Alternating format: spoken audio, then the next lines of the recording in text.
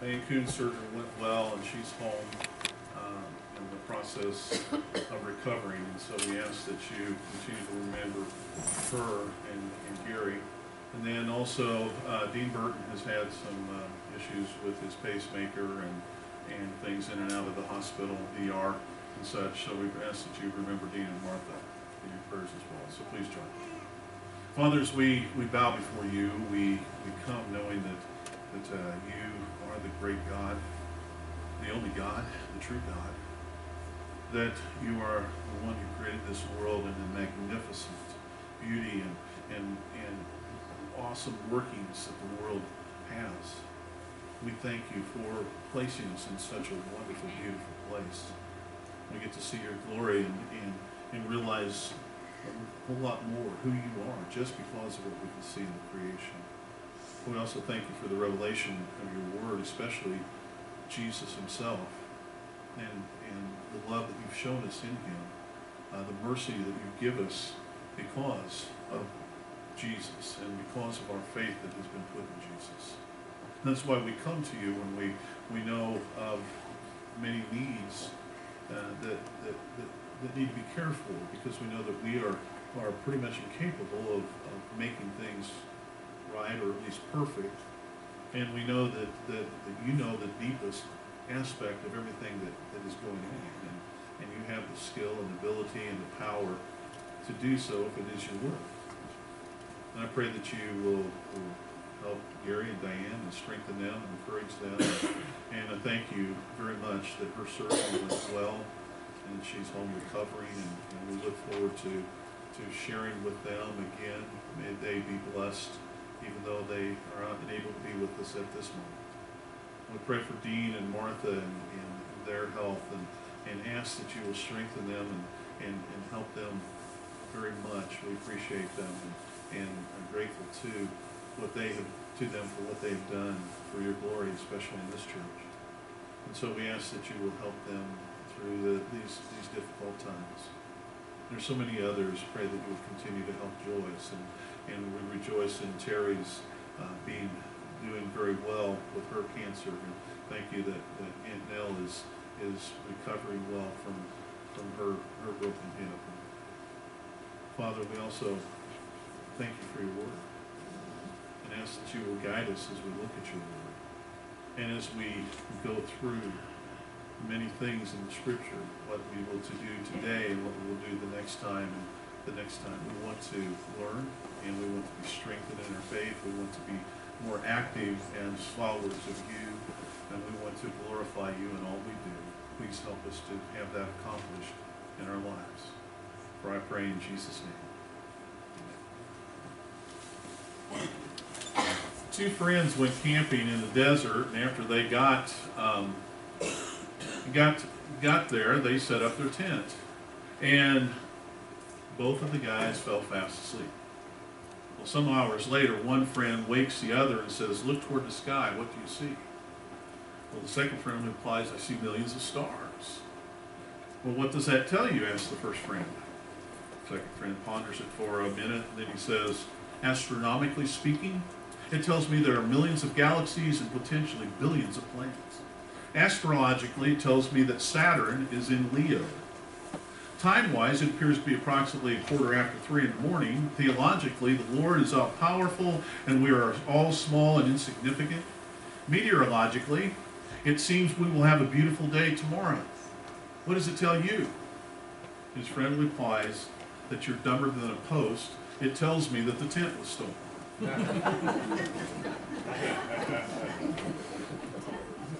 Has nothing to, oh yes, it does have to do with the sermon. But even if it had nothing to do with it, I was going to share it with you sooner or later anyway. That was just too good not to. That goes along with the fourth point. Friends are honest, they're going to tell us the truth, right? You're dumber than a post. And so we're in a series called We Need People Like the number of people that we read about in the Bible. We need people like that in the church. For instance, we have a whole list of 8 that we're going to look at between now and Easter. We started with Caleb. And remember, Caleb said over here in Joshua 14:12, "Give me this mountain." He wanted the mountainous region. He's 85 years old when they're settling Israel. He wanted the mountainous region. Also, it was the area where the giants lived. And so that was going to be a mighty task, for sure. Last week, we looked at John the Baptist and the character of always centering on Jesus Christ because God sent him to do what he would do. Today, we're going to look at Jonathan. Jonathan, David's friend. Now, when you look in the Bible, the New American Standard Translation of the Bible translates all the words that could be translated friend. They translate some friend 120 times. In the New International Version, it's translated 170 times. So the word is significant in the Bible. If you look at the book of Proverbs, the book of wisdom, there are 14 verses that uses the term friend. Now, it's used more than 14 times in those 14 verses. Let me just share with you. Proverbs 12:26. The righteous choose their friends carefully, but the way of the wicked leads them astray. Proverbs 14:20. The poor are shunned even by their neighbors, but the rich have many friends. 16:28. A perverse person stirs up conflict, and a gossip separates close friends. 17:9. Whoever would foster love covers over an offense, but whoever repeats the matter separates close friends. Proverbs 17:17. A friend loves at all time, and a brother is born for a time of adversity.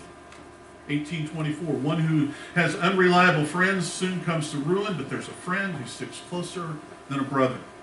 19:4. Wealth attracts many friends, but even the closest friend of the poor person deserts them. Proverbs 19:6. Many curry favor with a ruler, and everyone is the friend of one who gives gifts. 19:7. The poor are shunned by all their relatives.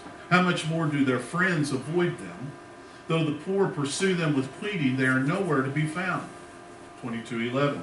One who loves a pure heart and who speaks with grace will have the king for a friend. 22:24. Do not make friends with a hot-tempered person. Don't associate with one easily angered. 27:6. Wounds from a friend can be trusted, but an enemy multiplies kisses. Proverbs 27:9. Perfume and incense bring joy to the heart, and the pleasantness of a friend springs from their heartfelt advice. And finally, 27:10. Do not forsake your friend or a friend of your family, and do not go to your relative's house when disaster strikes you. Better a neighbor nearby than a relative far away. Now you have 14 verses there. Friends use 16, 17, maybe 18 times altogether within all those verses. And here's some lessons that we can kind of gather from just the verses that I read you from the book of Proverbs. We need close friends. It didn't say you shall have close friends or anything like that, but the implication is as you look through all that, each person, each Christian needs a close friend, friends that they can trust and rely upon. That's important. We also need to be careful who we choose as our friends, because poor friends, bad friends, evil friends will lead us astray if we're not careful. How's the one scripture go? Bad company corrupts good character. Yeah, we need to be careful who our friends are. True friends are faithful to you no matter what. I mean, a true friend is going to be there no matter what the circumstance, no matter what you've done, how bad things are. They're going to be there to support you, to help you, to get you through the difficult times. And also, don't abandon or desert your friends. Now, if you do, you're not really a friend. Don't cease to be friends. And as Jack read just a moment ago, Jesus was talking about being friends. You're my friends in John 15:14, if you do what I command you. In other words, here's the characteristic of our relationship. It's based upon doing what is right, what is holy, and I'm going to show you what that is. Follow that. We will be very good friends. Now, when we look at Proverbs and we think about friends, one of the more common, more remembered verses in Proverbs is that Proverbs 18:24. One who has unreliable friends soon comes to ruin, but there's a friend who sticks closer than a brother. We'll remember that, don't we? There's a friend who is closer than a brother, sticks closer than a brother. And I want us to answer that question today. I want to answer that question, how can a friend stick closer than a brother? That's where we're at. You need to be in 1 Samuel chapter 18. The friendship between Samuel and or Jonathan and David was one of the most wonderful, most beautiful stories that there is in the Bible. And it's arguably the best one about friendship that you will find in the Scriptures. Now, the thing about Jonathan and David's friendship, it wasn't one of those that was forced or manufactured. And the manufactured one is one where basically the person who really delves into it is trying to get something from the other, to advance their own agenda, you might say. This relationship, Jonathan and David, was a real, authentic relationship that was filled with integrity and moral purity. They were faithful to each other. They were honest. They were caring. They were kind. They were helpful. They were respectful. All those moral attributes. And you got to remember, David was the young shepherd. And when we start for chapter 18, it's just after David had defeated Goliath. And he's this young shepherd that God has appointed to be the king, to succeed Saul when Saul's kingship is over with. But then you've got Jonathan, Saul's son, who is the next heir in line in terms of the dynasty concept. That's who would be expected to be the next king after Saul. Well, they were like brothers, even though one of them was a royal and the other was a common shepherd. Technology is what we call amoral. It's totally neutral. There's nothing right or wrong about it. There's nothing moral or immoral about technology, but people can use it for good and people can use it for bad. And technology has advanced through the centuries from books to ships to the telegraph, and now we're living in a time of technology where the internet, we can use it right here on our phones. And we can have contact with people around the world at almost an instant, at any time that there is. But the thing is that a lot of the things that happen on the social aspects of this technological wonder that we have called the internet and all that goes with it is that people tend to make friends, but they're not real. It's not real. Not that the people that they're friends with aren't real. It's the friendship isn't real because it's not a genuine friendship. And in fact, what we find in this day and age, statistics show that less than 10% of all men in America have a true best friend, best friend relationship with another man. That's disturbing. In our culture, that's disturbing. And what about the rest of the culture? Women, with teenagers. What would that be like? I can't imagine it's a whole lot better. The thing is, how do we as men and women have and develop a relationship that is close like Jonathan and David's? Well, the story of Jonathan and David is pretty much contained in 1 Samuel 8, chapters 18, 19, and 20. And from what we're going to learn there, well, I'm going to try to share with you a biblical model of what authentic relationship is about. Because Jonathan and David's relationship had 4 essential elements that was there to form the relationship that we can learn to apply to our own lives today. And I gathered these 4 principles from a presentation by Chip Ingram. And the first of those is in the first 2 verses of chapter 18. After David had finished talking with Saul, Jonathan became one in spirit with David, and he loved him as himself. From that day, Saul kept David with him, did not let him return to his father's house. Now, one of the things you got to remember is that they're now, because he isn't able to return home because Saul's keeping there to use him for the benefit of the kingdom, is that Jonathan and David are in close proximity and can develop that close relationship. And so the first thing we need to understand from these verses is that we need to be aware. Now, we do understand that the biblical account that Samuel gives us is about David. The story is about David and the kingdom of Israel as God is developing the kingdom and working within the kingdom of Israel. Jonathan's not the focus, though his friendship to David was important and made a real difference, and it really should be an example of the type of relationships that we should have with other people. When Ken Strong and I first met, we had very little in common. Now, we had mutual acquaintances, which is what made our first connection happen. But because we're both a bit goofy and Christian, we began to develop a connection right away. We learned, for instance, that we like sports. And the ones that we both like the same are football and basketball. Well, we both root for different teams, but now we have come to respect and cheer for the other teams. We enjoy music. And though we had different musical styles that we like the best, now we have an appreciation, we broadened our musical taste because of each other. We have different political viewpoints. And because of that, what we have learned is we understand the other's viewpoint better. And of course, he's blind and I'm not. But we made an automatic connection despite the differences that we have that could be really huge, really. We were acutely aware of those differences. But because we're Christians, and we bonded almost immediately, I guarantee that he has my back. If it came to a fight to protect me, Ken would be right there trying to protect me, I promise. And I would do that for him.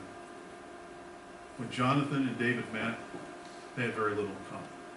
David's a poor shepherd, Jonathan's a prince.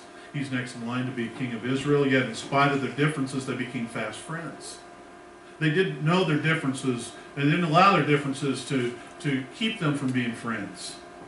Sometimes I think we may miss the opportunity to connect with someone because we aren't from the same world as they are. It could be a socially charged, it could be economics, it could be a race difference, it could be a difference in age, likes and dislikes, but we need to be aware that God might bring us the very best friend that we've ever had from someone who is so very, very different than we are. Now next week, I want to challenge you to do this. Next week during our share meal, when we sit down with someone that you either don't know or don't know very well, that you hardly ever have spent any time with. And talk with them about family. Talk with them about faith. Get that God conversation going so that we can learn and know each other. I'll remind you next week, okay? I'll remind you about that next week. And what you may find is you may find a friend, and greater than that, you may find a better friend than you ever imagined. Be aware of what there is so that the friendship can grow. Secondly, in verses 3 and 4, we want to learn to be intentional about our friendships. Jonathan made a covenant with David because he loved him as himself. Jonathan took off the robe he was wearing and gave it to David along with his tunic, and even his sword, his bow, and his belt. It seems that the type of effort that a lot of people put into their relationships right now is very selfish. It's basically, what can you do for me? And as long as you can benefit me, whatever it is that I'm seeking from you, as long as you can benefit me, we will be good, close, fast friends. It may be that I need to be encouraged and build up, and you make me feel good about myself. But when you cease to do that, we go our separate ways. It may be that because of my connection with you, I can climb the job ladder and advance and advance. But once that ends, so what? I'll go my own way. Jonathan took the initiative to be David's friend. And I think that's important. Because David being the lowly shepherd boy, Jonathan being the prince, with power, with prestige, with significance, that people looked up to him because everybody knew who he was. That's Saul's son. That's the next in line to be king.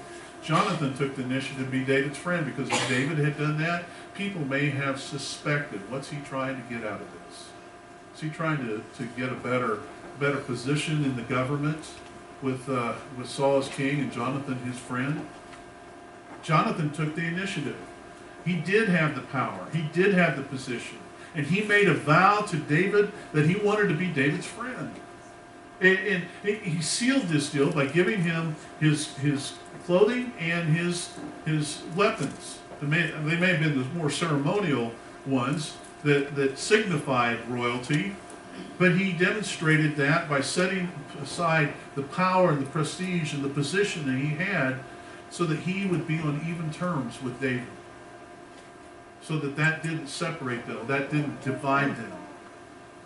You know something, we rarely just drift into an authentic friendship. It doesn't happen by accident. But deep friendships just don't happen. They're intentional, they're developed. And often God orchestrates our friendships and the chemistry that we have with others, but we also have to be intentional about pursuing that relationship so that it grows and we become the fast friends. Chip Ingram said this, and I think I've heard this said before. So it may not be original with him, but to have a friend, you must also be a friend. To have a friend, you must also be a friend. What did Jesus say? Do unto others as you would have them do unto you. That's the principle. You want to be a friend? You want to have a friend? Be a friend to someone else so that that friendship can develop. It can happen easily. It can happen organically.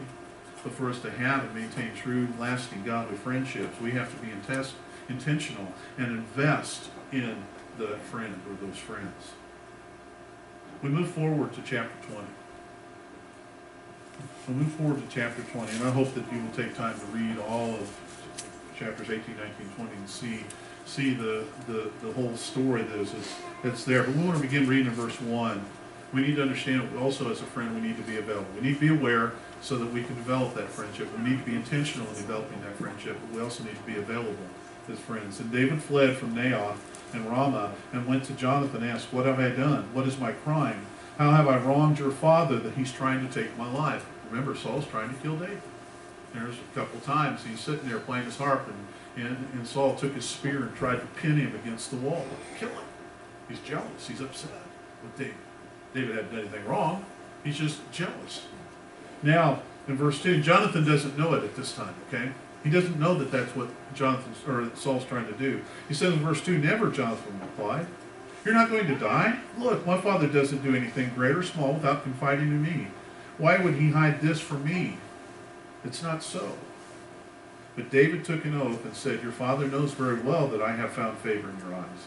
And he has said to himself, "Jonathan must not know this, or he will be grieved. Yet as surely as the Lord lives, and as you live, there is only a step between me and death." Jonathan said to David, "Whatever you want me to do, I will do for you." We need to be available. I know ministers and pastors their job is a 24/7 job because we're on call all the time. And we're that 2 a.m. friend all the time because people need ministers in the middle of the night sometimes. The calls when someone's father dies at 2:30 in the morning, or when you get a call just a little before daylight that the grandson was killed in a terrible accident just a few hours before, and things like that. You get a call at supper time, someone's in the hospital and all of a sudden they're in their last moments, and you rush an hour and a half away to be able to be with the family and help them through that difficult time. We ministers are there all the time, but we do need 2 a.m. friends, don't we? That's what we're going to call them, 2 a.m. friends. The one's going to be there anytime that there's a need. A 2 a.m. friend is the kind of friend that will be there, no matter what the situation is, no matter what time it is, no matter when it happens. If it's a crisis in the middle of the night, they're there. Jonathan and David were 2 a.m. friends. When Jonathan's father, Saul, the king, tried to assassinate David, and Jonathan found out about it, he found his friend who was in the midst of the darkest hours of his life, fearing for his life. He's trying to kill me. He wants me dead. He comes to David. He says, "If I had an inkling of an idea, I would tell you. If I knew what my father was going to do, I would tell you." But he didn't know. Now, it probably was hard for Jonathan to learn that indeed his father was trying to kill his friend, the man he loved as if it was his own life. And Jonathan loved him enough to deliver the difficult news to him when Jonathan found out he was trying to kill David. Remember how that took place? It's the festival that starts the month, that happens every month. And there's a little bit of a feast. It's a minor festival, but it's important. And David isn't coming, and what they decided was that when they're sitting down to the dinner, and Saul asks Jonathan where David is, and Jonathan tells him that he's gone home to be with his family for a sacrifice. If Saul is pleased, it says, "Well, let him be blessed, let him go." Then Saul is not trying to kill him. But if he gets angry because David's not there, then we know that that Saul is actually trying to do David in. And so the agreement was, this is how I'm going to warn you, David. He goes out back, and there's a rock that David's hiding behind.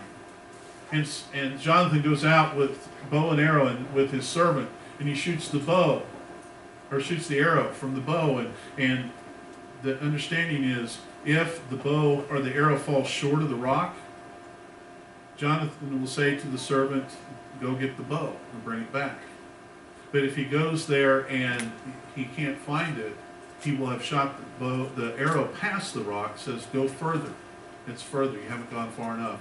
If that's the case, it's a signal to David, go run for your life, because my father is trying to kill you. And that is what happened. True friends are going to speak the hard and uncomfortable truth, the difficult truth, even when we need to hear it the most. It's that kind of friend that we need. Another thing is we need to be honest. And that's what happened in verse 9. In verse 9. If I had the least inkling, my father was determined to harm you, wouldn't I tell you? We need to be available and we need to be honest with our friends. And so, Jonathan had to tell David, yes, yes, my father is trying to kill you. Go save your life.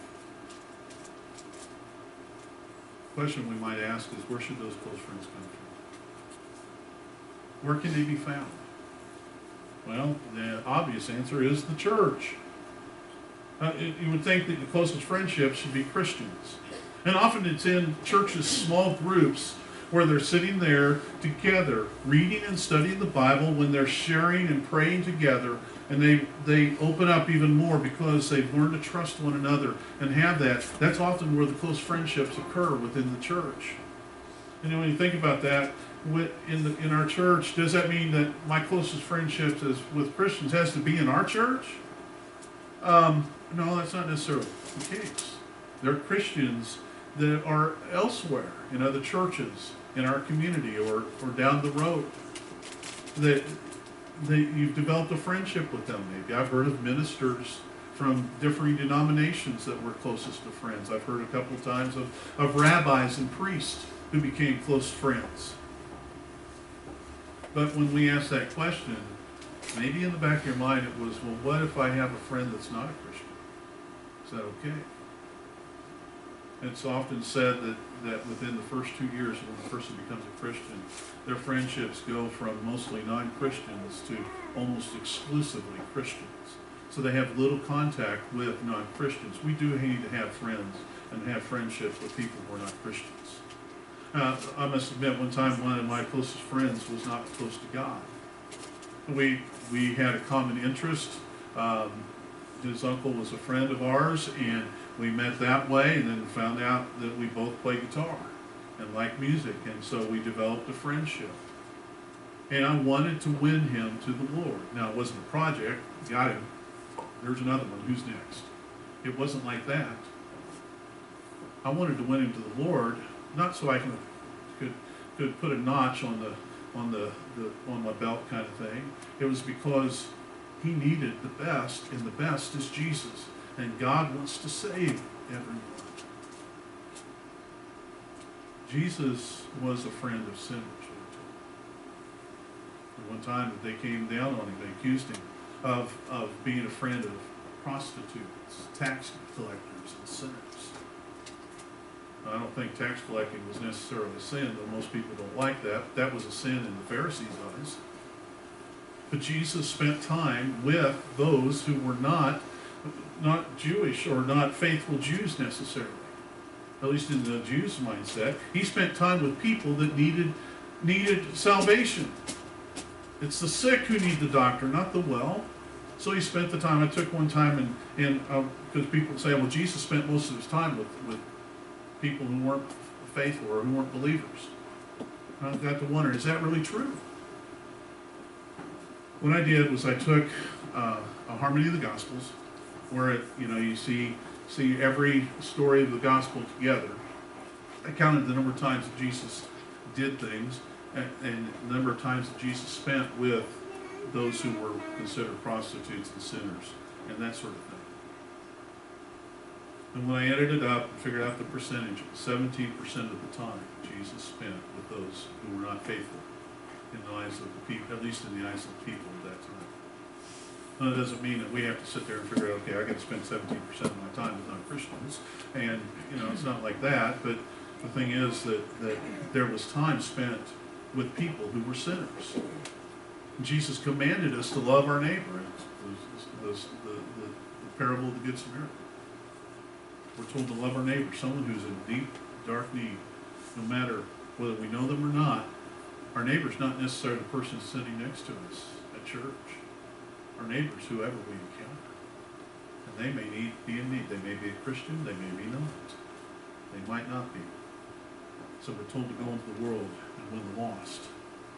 We need to have certain friendships with non-Christians so that we can have the opportunity to share with them about Jesus Christ. Not as a project, not as so that we can chalk up that we got another one, so that we can see that person come into the right saving relationship with Jesus Christ.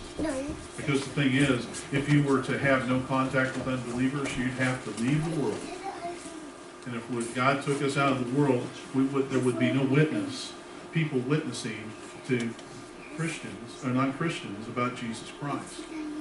So we need to be friends with those that are in the world, but we need to make sure that we don't let the worldly influence us to the point that we become sinners alongside them. Be a help, be a friend, be true to Jesus, and live as Jesus would have lived and shared with them. We need to have an authentic friendship, like Jonathan and David did. In Galatians chapter 6, verse 2. Paul writes, carry each other's burdens, and in this way you will fulfill the law of Christ. That's what a friend does. They bring Jesus into the person's life through the awareness, through the intentionality, through being honest with them, through being a helper to them. Carry one another's burdens.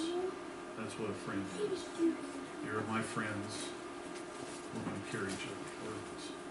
Father, as we come to the close of this message, we pray for friendships like Jonathan and David.